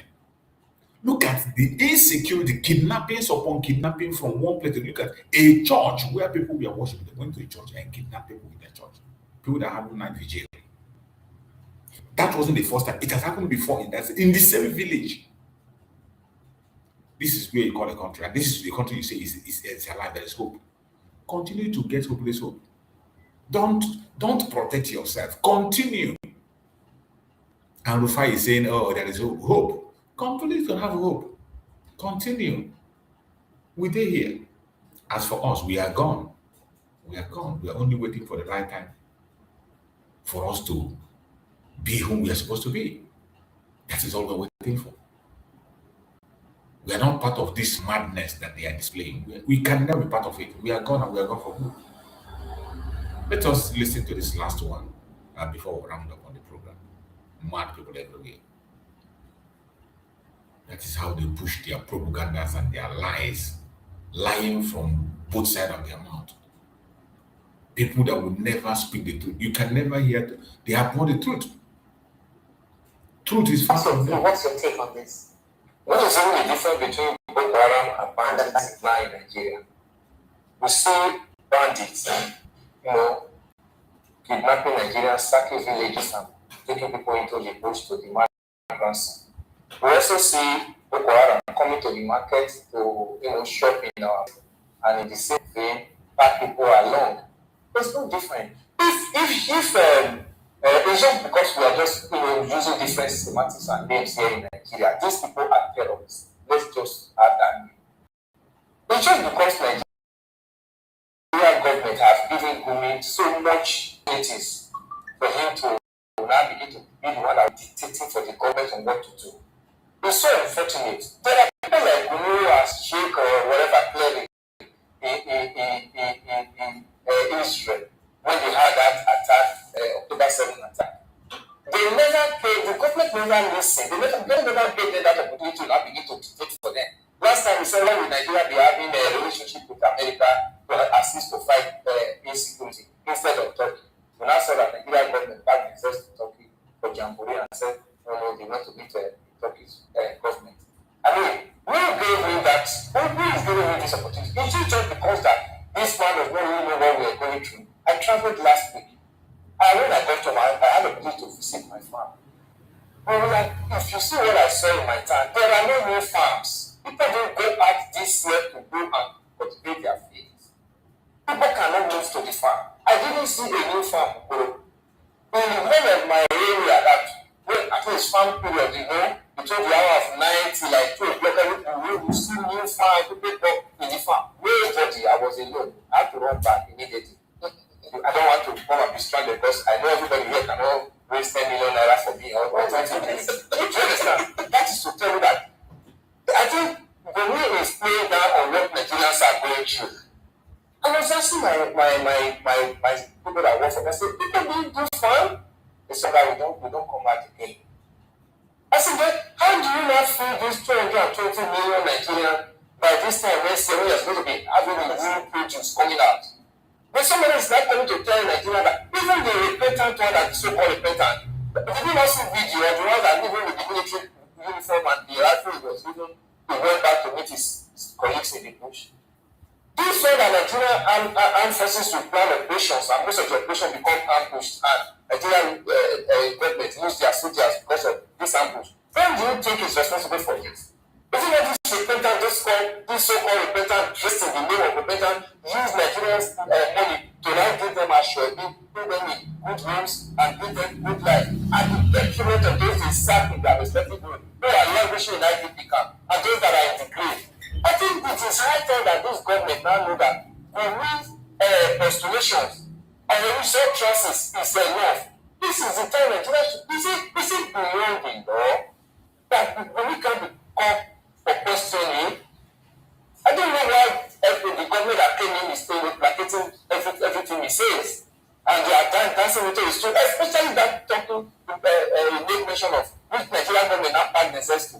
It is so shameful that he does not even recognize the magnitude of what Nigerians are going through. By this time next year, we talk about these people that are moving to the bush, Emirs, Palace, being sacked, and the police station and all that. Do you know what is going on here? By this time now, all that time, the Emir is the head of that time. People that time would have left that time. Where are they going? You know what it means for you to leave your ancestral home, where your means of survival is, you left it, you are just wondering, you don't even know when the next day will come again. And those in the IDP camp, look at the splendid life they are living in IDP camp. I think Nigerians have to remind President Tinubu's government that even though the former President Buhari looked at the other side for his brother to me, this government has to do the next thing. It's a lot of thing. Else we can continue in this one.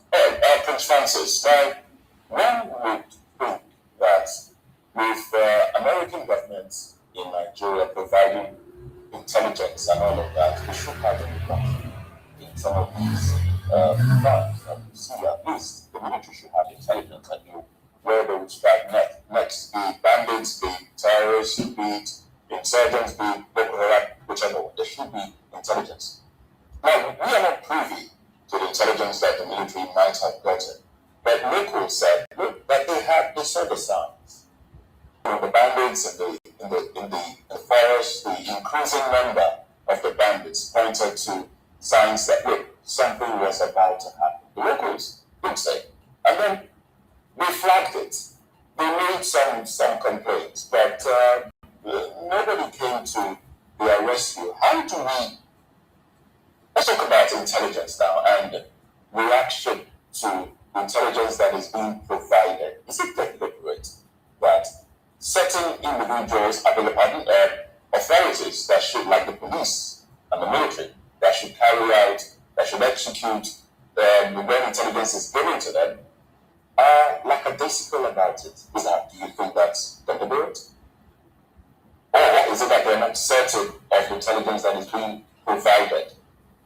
Let's start from the root cause of it, which which our police said is lack of political will to do the right thing. That's one. And two, for the fact that we lack in Nigeria what I call community. We lack it. And I have given you a solution on how to embrace community policing while we're talking about state police. Let us start from what we know, okay, to the one we do. We have a federal police system. And I've said several that you need to start from the basic. And what is that basic? For you to get the kind of intel you want, for you to get the kind of information you want, begin to make the commissioners of police to be from the states that they're from. Okay. Take somebody from Imo State, make him a commissioner of police in Imo State, and you will see the results that will come out. I recall, like I keep saying, our problem in this country is the problem of history. We don't believe in history. We don't embrace history. We just go like people that have no culture. So that Derusi, if I recall, was once the edge of this. That's one that Derusi set up the mobile police, isn't it? Now, go and vote. You'll find out that when Sunday Derusi was commissioner, if a crime is committed within the division, he holds the division officer responsible and gives them an ultimatum to produce the criminal. And it worked. Two, these are policemen. Because before you talk about the military, ordinarily the police is meant to provide intel first, because they are more closer to the people. These policemen that are meant to provide intel for you, how well are they represented? How well do you take care of them? Okay, let's devote a little to community policing that you mentioned. I didn't want to interrupt you at that point.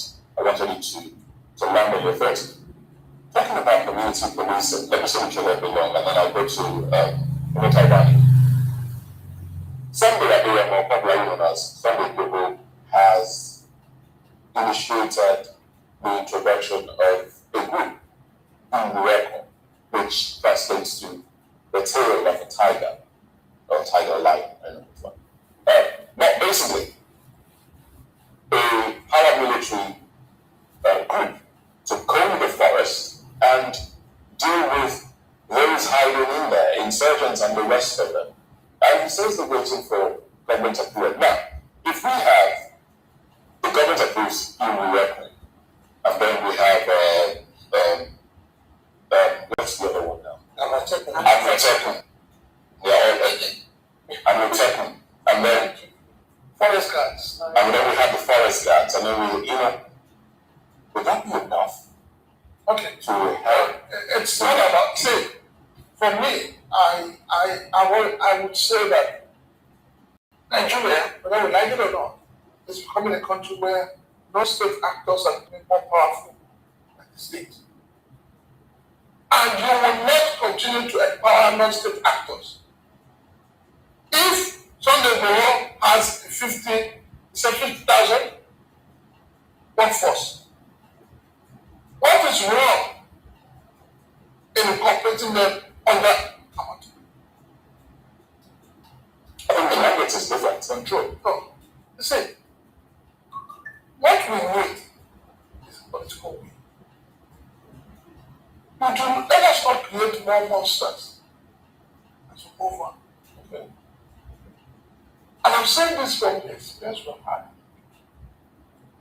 In the South, you see Asari Dokubo telling you, somebody, maybe he knows what he's saying or he doesn't understand what he's saying.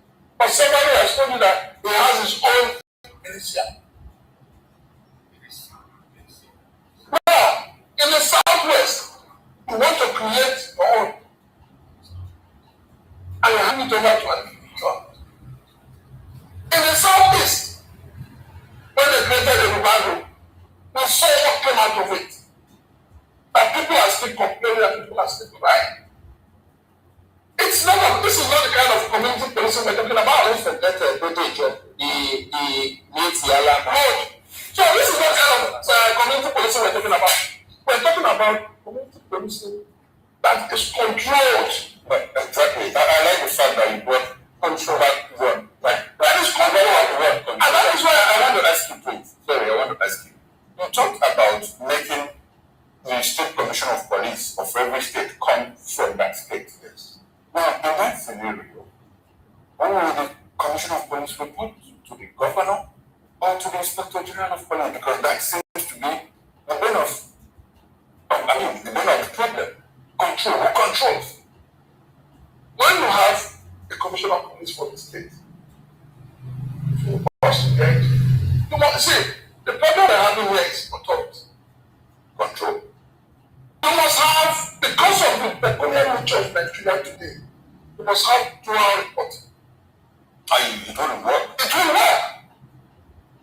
It will work. Okay, so you report to the governor, and the governor says do this. You report to the IGP, IGP says no, don't. What will you They see, where we have a problem is the fact that the IG sees himself as a democrat. So the police act makes him a demigod as a man. We need to remove that demigod. Okay, so now you have brought us back to the issue of state police and who controls the state Wait, police. when you have a state police now, then I'm not talking about state police, I'm talking about the federal police. And I'm saying that let us start from the federal police to see the tone of what the state police will look like. Using community Yes, because if you are saying I am the commissioner of police from Imo State and I'm an Imo State person, it's a I know the terrain, I understand the language, I understand the culture. Like we're doing the Let me create a scenario.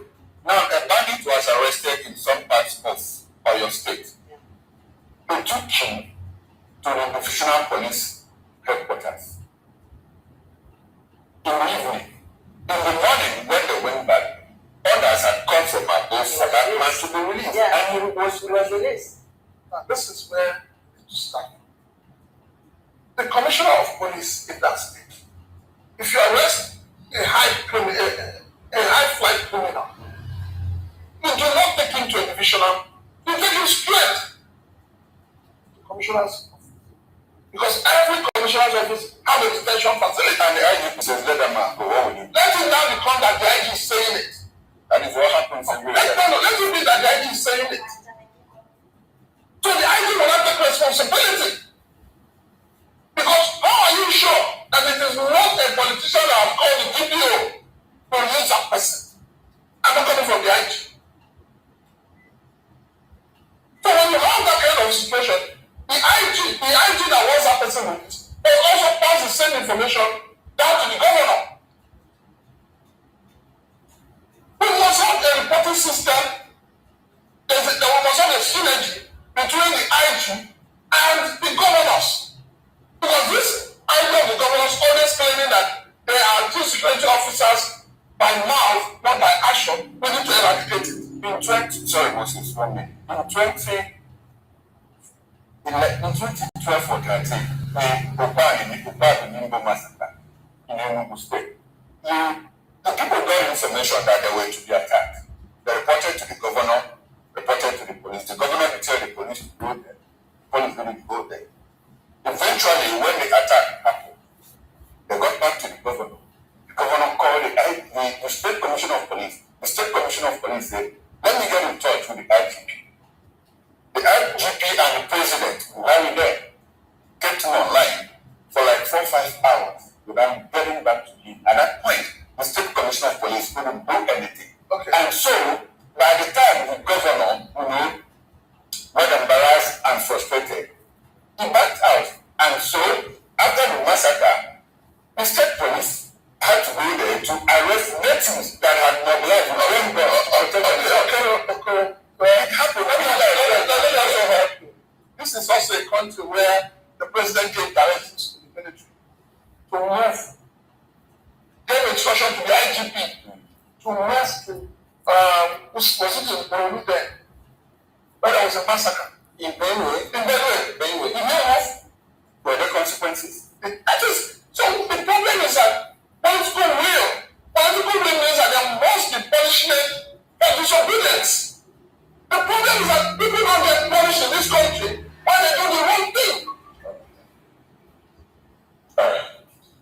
Elvis, let's talk about what this incident will do to the psychology of those that reside around there, where their leader, traditional leader's palace was, invaded and touched. What impact will that have on the psychology of people? Completely down, Moses. I was just telling you, we are just discussing it in the studio here. If it is something that we have a reporter on ground that will file in this story for us live, we have seen the million that is going on in such community. But people will start moving. And where are they going to? Wherever they are going to, they don't have a job here, they don't have business here, they don't have a farm.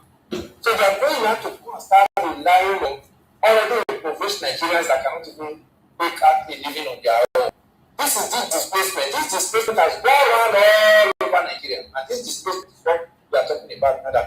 This is part of where we are saying that it must not continue. It must not continue because what is going on at the psychological depression those people are going through now can never be quantified. Because if the area that is so look on to, probably by now is somewhere else, he has ground, then we do not think of the subject. So I don't even think that that village will be the best such village now. I don't think. From the fact that the area is gone, these people are coming back again. And we are seeing it. That they come back and do more things than the one that we are even now. So everybody, if you were aiming for such place, by now you don't know about the area because you don't live. And where are you telling them to live? Elvis, what I want, sorry I had to cut you in there, but the elections are barely 7 months away.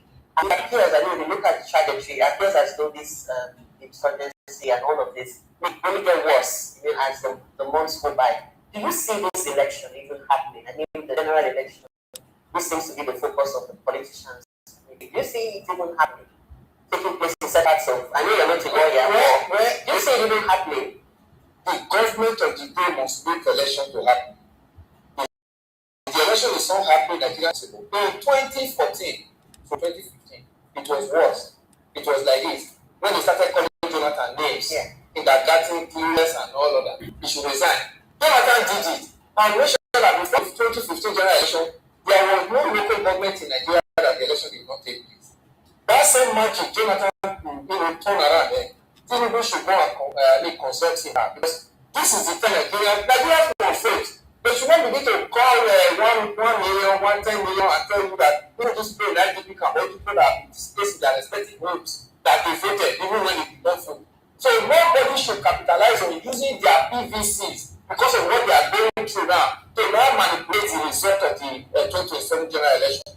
Therefore, whatever magic former President Jonathan did in 2015 must be done by this administration to make sure that these people vote and follow their choice. Because I know people who have been abandoned by this to this extent, who have been traumatized by to this extent, they will not vote this government. And this government must not be harvest their PVC illegally and not say they voted for them. Let these people have the able to go back to their ancestral home and vote judiciously and vote their choice as expected. And let's see whether there is actually going to be a change that will rescue to Nigeria going forward from 2027. All right, let's go to the Mecca Lubani. Now, the police have reacted. We understand that a police station was also attacked and they were repelled. That's the information that we're getting, that they were repelled. And the police command spokesperson, Adetoru Ejire Adeyemi, described the attack as cowardly. Said, yes, they repelled the attackers when they attacked the police station, but as they were running, as they were, trying to escape, they grabbed 10 people, and those are the people that they took along with them. Now, the locals also reported that these bandits came with sophisticated weapons. How do you weigh the statements coming from the spokesperson of the police, Ejire Adetoru, that the attackers, as they were, backing off, took 10 people with them? Does that sound realistic to you? And what better way can we equip our police to fight such attackers when they come? That's two questions in one. Okay, thank you very much.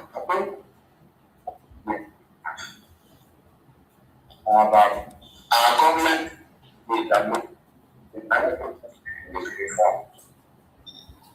we are talking about security now. What we want the government to impact, and that is the first electoral process.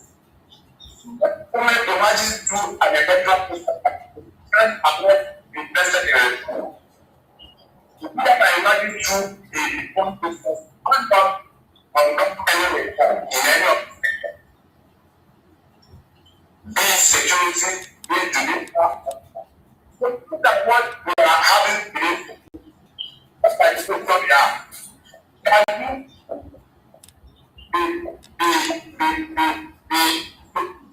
person are doing their best to deal with what we have, but the government is and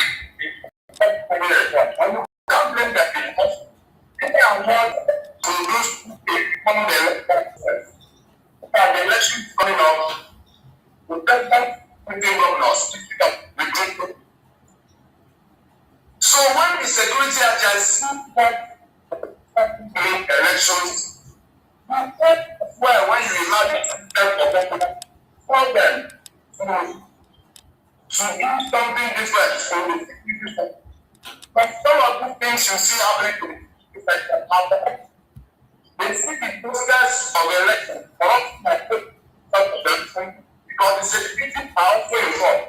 Like in another government, we have a state police, one of the state police that is like all the guys. The election that was conducted, some of them went and destabilized and the young man that was reading that was announced. So that tells you that in the hands of the government, they are not interested in reforming the electoral system. So when you don't reform the electoral system, how can you reform the judicial? So that you don't get up to the last decade in the security, nothing has changed. And that is elections are getting worse. Because you are not they cannot reform the sector. There's nothing anybody can do. Then the issue what we are doing now is just cosmetic process. What we can do is just cosmetic. And because of the people in the national assembly are not affected, the people in the university are not affected. If you go to the national assembly, you look at the other command, you will see community issues in the form. Until you hear maybe 10 months of the assembly member or national assembly member, you will see the government will run. But who are affected? So every field in power, then to the camera, these are just numbers people. So we are not making effort, we are not making that first of all reduce that by 9%. So when that is gotten right, you can't get one anything extraordinary. So that's the medical action. You will make that visit job, the concern will be and the airport like we're running out of time. But let's just get quick reaction to this story. The federal government of Nigeria has deployed military troops to Benin Republic to, help protect democracy in that country. This comes after the one in April when there was a coup. So now that there is a transition of government, Nigeria is helping its neighbor to ensure that there is a peaceful transition in Benin Republic. Gentlemen, you're talking already. Well, this is the height of this is it. Some people would say that if we allow to be chaos in countries into like Are we at peace? So you think what is happening in Nigeria is a child's play? It shows you that. That's why they say, remove the splinter in your eyes before you begin to look for the wood in another person's own. So you consider this misplaced? It is completely, it's showing you that this government has no sense of direction. This is the most brilliant government. Young people are dying daily. Young people are being slaughtered by terrorists. You have not been able to curb it. You are going to protect another nation. Who does that? Who are the advisors of this president? What kind of advice are they giving the president? It simply shows you that if this government do not care about Nigeria. Statements issued by the army spokesperson Apollonia Anole said that the plan was carried out on the directive of President Bola Tinubu as part of Nigeria's commitment to regional peace and democratic stability. Yeah, how do you react? We saw the one that we did in South Africa. He paid back. We saw the one that when we accommodated Ghana, or we say Ghana, we are seeing payback. You see, when you have your own sickness and you don't regard it as sickness, you are seeing another person's as the one that person that is sick. That's what the problem is. We don't regard what we're not talking of police station attack. We're talking of military bases here in Nigeria being attacked. And we're talking about recruitment of Nigerians into the army. That we have even the personnel are not enough. We don't have much good on ground. But we are still not having the ones that are saying go and protect another country because we are very comfortable here. I think where we should be praying that God should actually make Nigeria to be more comfortable. So I will have the strength to do this big brother all over the world, not even Africa. I think it's a spirit of pride. We should be talking about how we even close our border now and be able to think of securing Nigerians as expected. They are talking about having a spillover of Nigeria armed forces that is not even enough to protect this country to another country. Do they think they actually enjoy it? Do they know what happens? You just let them don't go with their security comfort and drive from Lagos to Benin or drive from Abuja to Kanu without their security comfort. They let them feel what you and I is facing before they cannot begin to talk of deploying soldiers to the government. Probably they'll move to Mali and other places. All right. Professor Bali, in 1 minute, please, your reaction to this. 1 minute.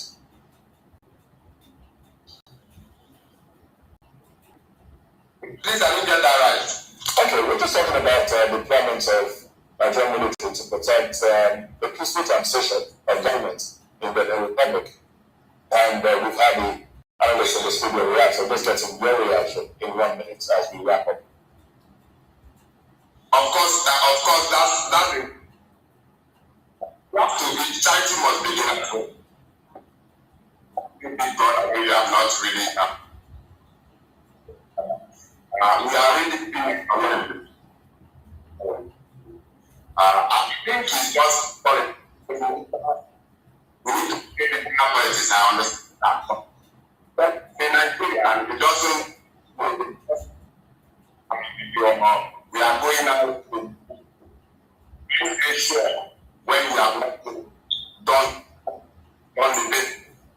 So, really out of order and all right, then. Well, I wonder how Nigerians in Benue State, in Plateau State, in Kwara, I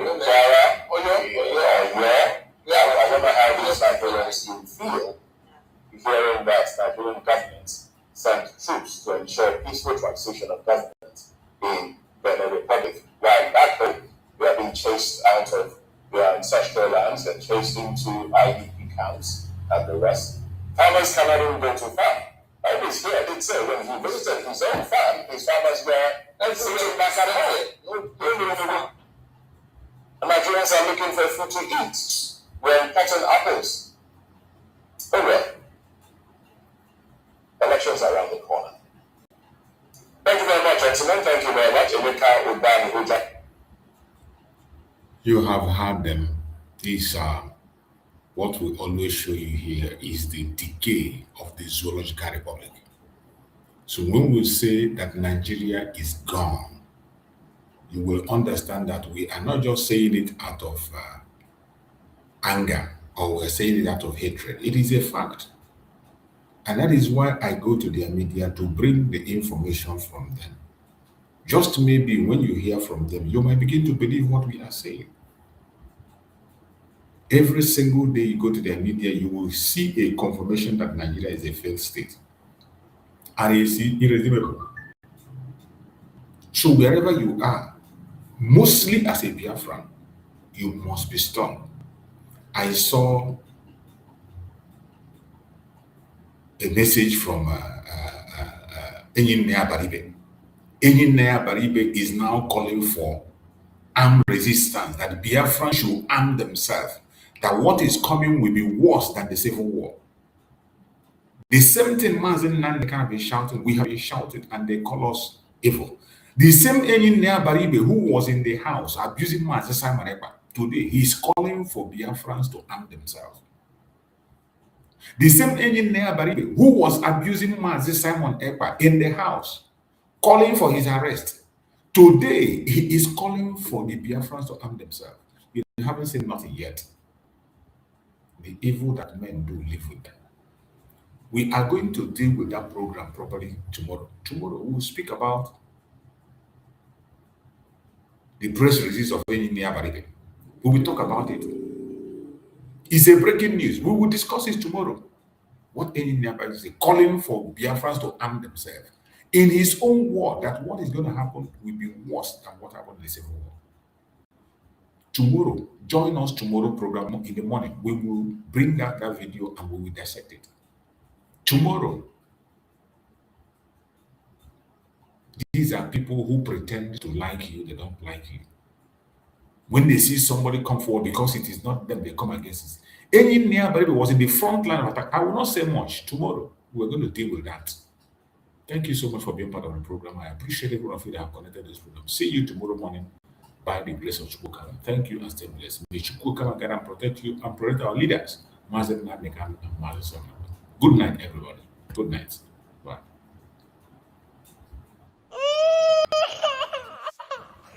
We need peace, we choose freedom.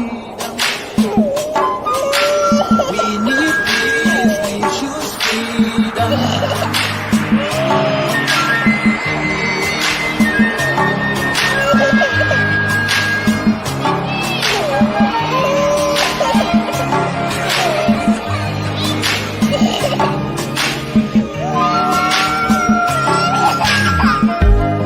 There was a nation living in peace and unity. Yeah. They are people with love and harmony. Oh, yeah. They saw greatness rise up to its purity. With another people of different culture, Adian heritage, bias and oppressive. Oh, I see. A nation from trigger of Africa, rising with strength and might and power. In due time, nobody gonna praise us. Rather, you all gonna praise her.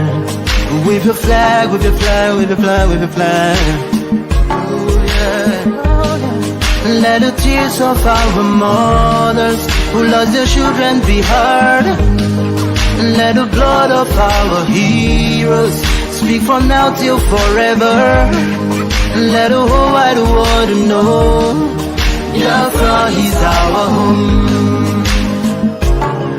Oh yeah, Biafra is our home. Oh, it's my home. Yeah, Biafra is our home. I reminisce way back 1967. Death toll on the blood couldn't kind of even. Mama screaming, child squealing, pups on the ground. 2.5 years, over 3 million's gone. Why? Cause we asked for our freedom, and we're going back to our sovereign kingdom. They shut us down when we cried, the world said nothing. sitting back in the crib watching our suffering. Should I talk about the planes dropping shells like rain? Suka had the first taste of a hero's blood. Abagana Zobunigwe was stronger than flood, but Ojuku's too strong and fought them off on the chart. Thought the bloodshed's gone, then it came again. 216 and the massacre, it started again. So bloody name, I couldn't cry tears. Blood dripping down my eyes, water in my veins. We died trying to fight the cause and we're trying to break him. It's our freedom, but the world was against us. Wave your flag over Africa. Welcome people of Biafra. Wave your flag over all the world. See those people of Zion is here.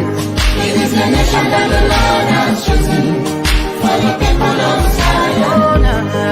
It is the nation that the Lord has chosen for the people of Zion. We need peace, we choose freedom. We need peace, we choose freedom. Let the tears of our mothers who lost their children be heard. Let the blood of our heroes speak from now till forever.